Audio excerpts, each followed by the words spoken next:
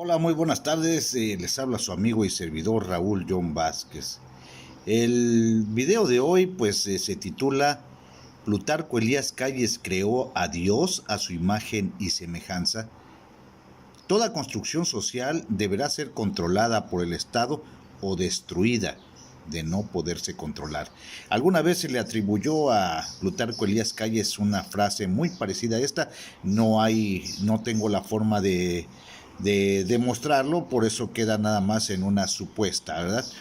Plutarco Elías Calles, 1924-1928, fue presidente de la República. Nace en Guaymas, Sonora, el 25 de septiembre de 1877 y muere en la Ciudad de México un 19 de octubre de 1945. Fue un profesor militar y político mexicano que fue presidente de los Estados Unidos mexicanos en el cuatrienio del 24 al 28, figura clave en la historia de México. En 1915 fue nombrado gobernador interino de Sonora. Después fue nombrado secretario de Fomento y Trabajo en el gabinete del presidente Venustiano Carranza. En 1920 se adhirió a la campaña electoral de Álvaro Obregón. Él era el brazo derecho que le faltaba a Álvaro.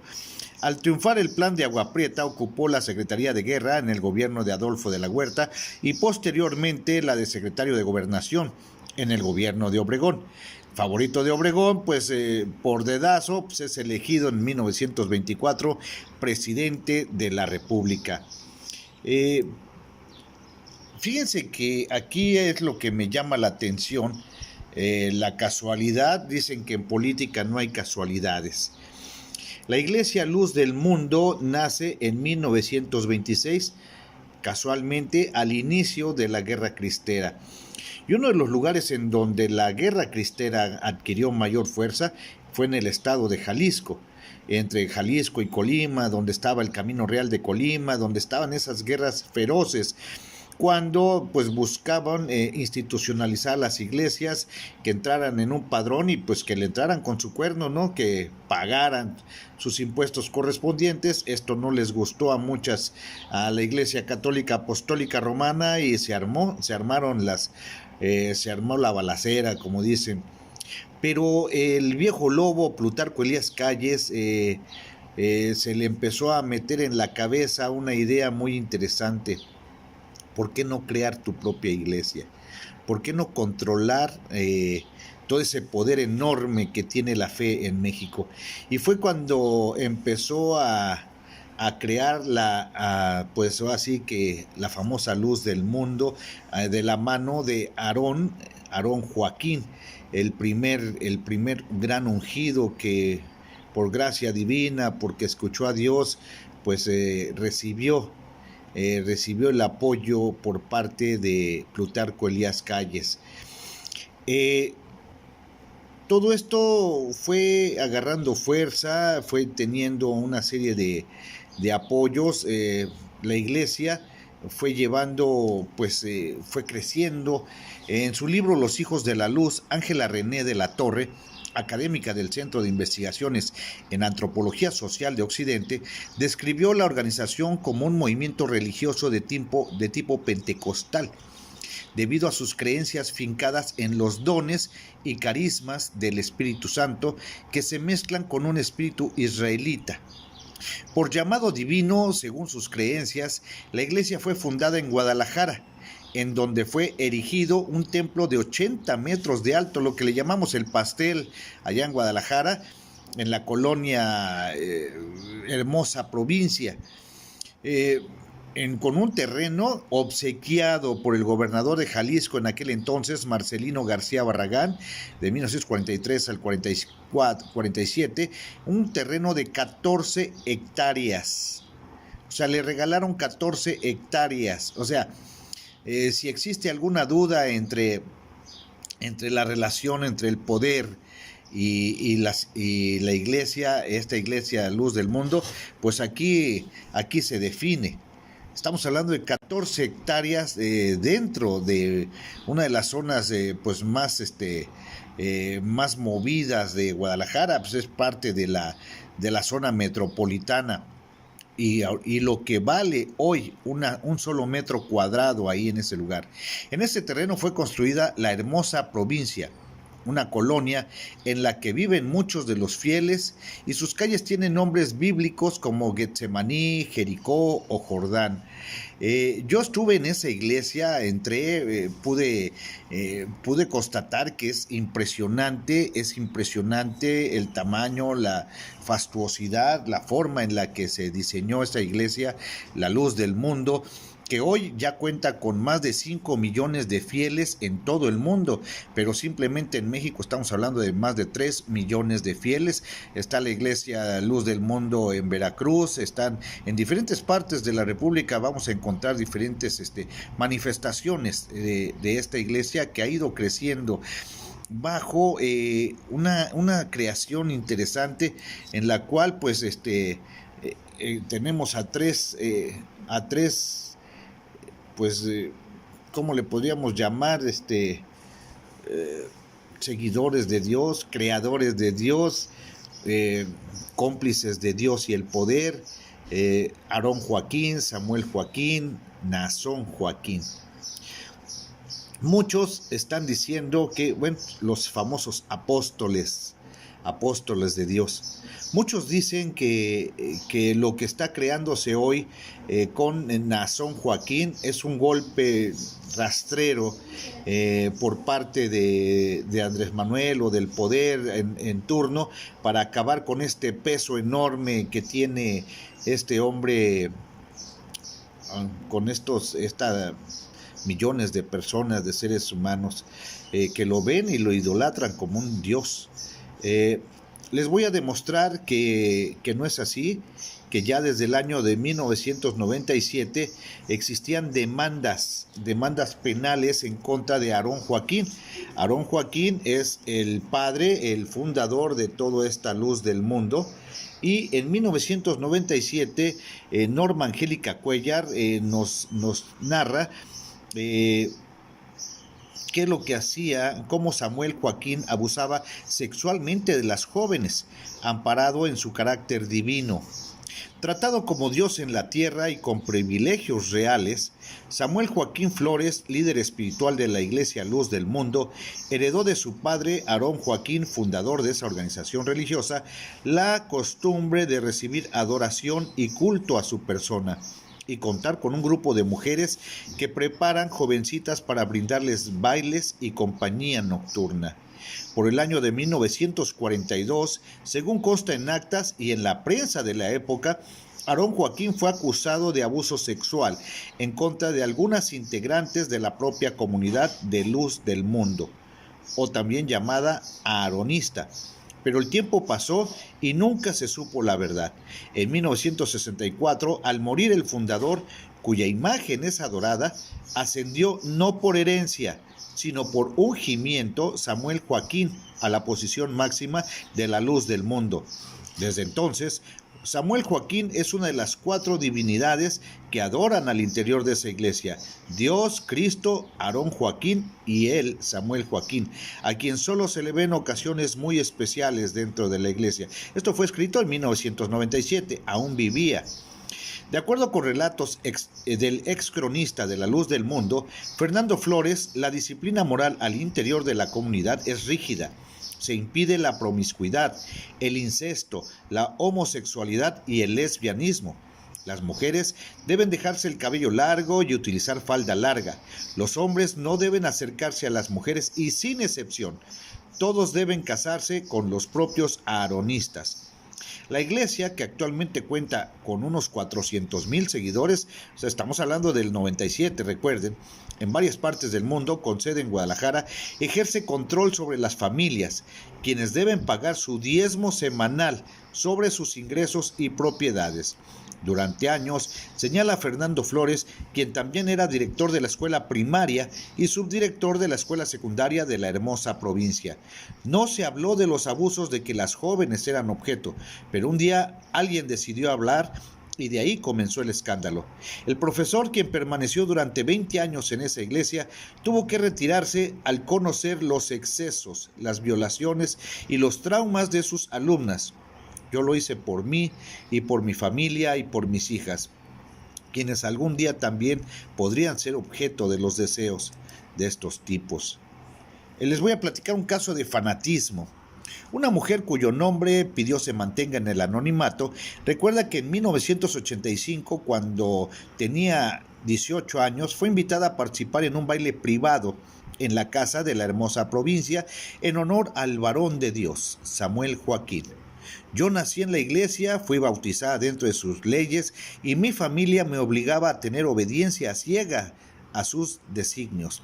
Ella participaba activamente en el coro de la iglesia, era obrera, voluntaria y miembro activo de la comunidad.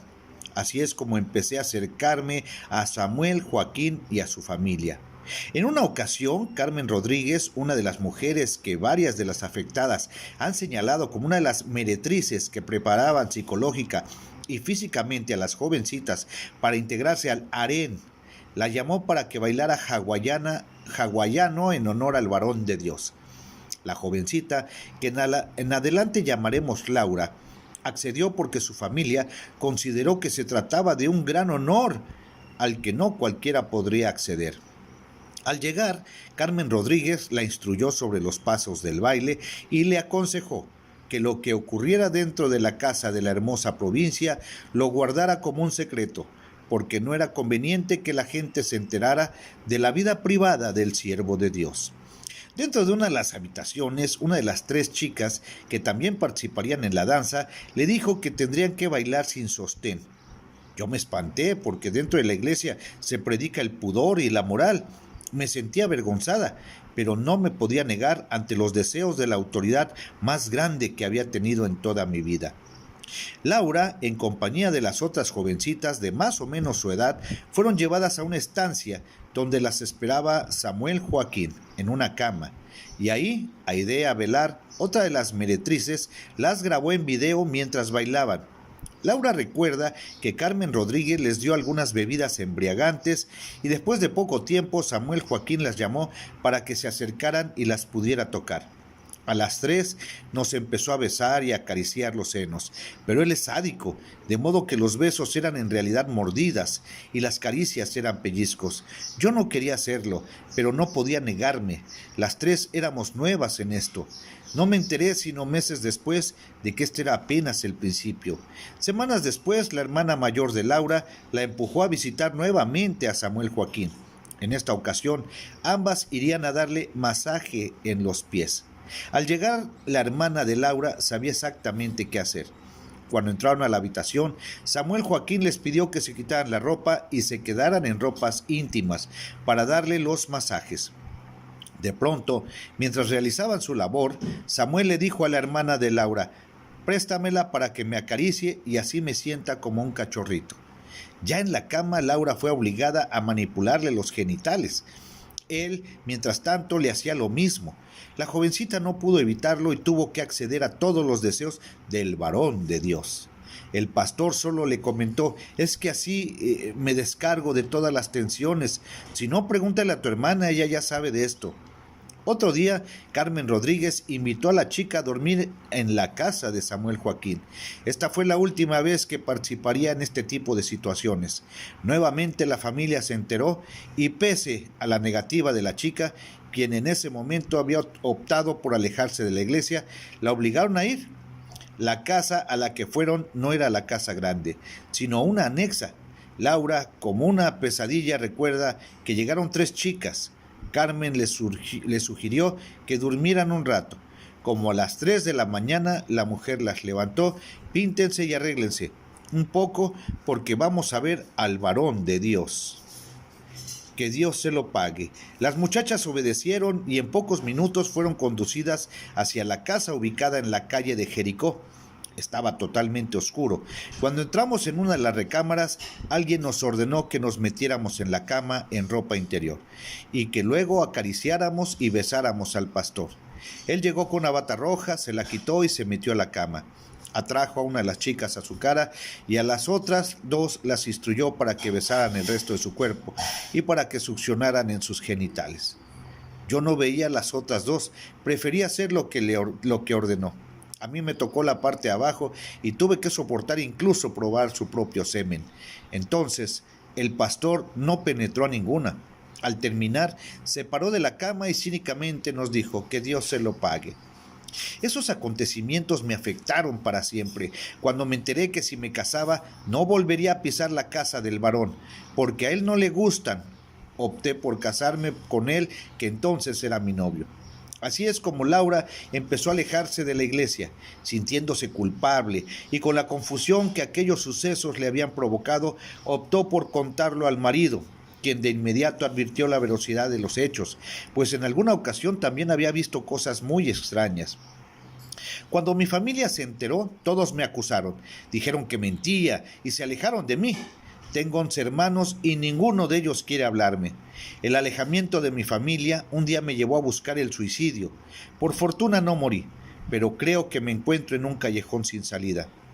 Un día, Laura se enteró que 5 personas habían puesto demandas en contra de Samuel Joaquín y se unió a este grupo, cuya lucha todavía está por empezar, dada la negativa de la Secretaría de Gobernación para investigar el caso. Vivo encerrada. Tengo miedo de que a mí o a mis hijos pueda pasarles algo. No sé qué hacer, pero sé que no puedo quedarme callada por más años, porque muchas chicas están ahora mismo en riesgo de sufrir lo que yo sufrí. Pues les puedo decir que desgraciadamente muchísimas más chicas sufrieron lo que Laura sufrió.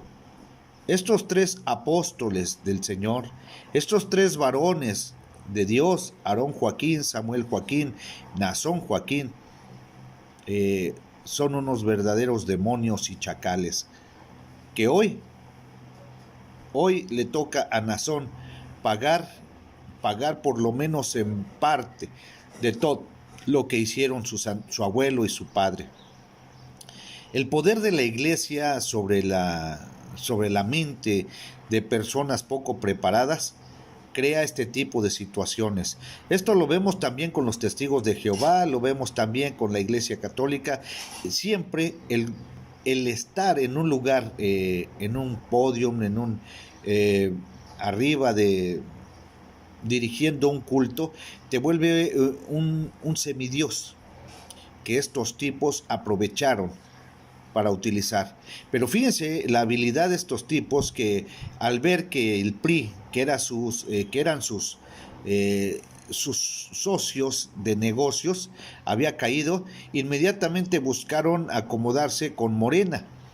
Apenas hace poco tuvieron Nazón Joaquín, pues tuvo un evento enorme allá en el Palacio de Bellas Artes, en donde muchos integrantes de Morena pues estaban ahí acompañándolos y empezando a tejer las relaciones por parte de Nazón, que bueno, como quiera era un elemento que pesaba sobre la voluntad de más de 3 millones de mexicanos.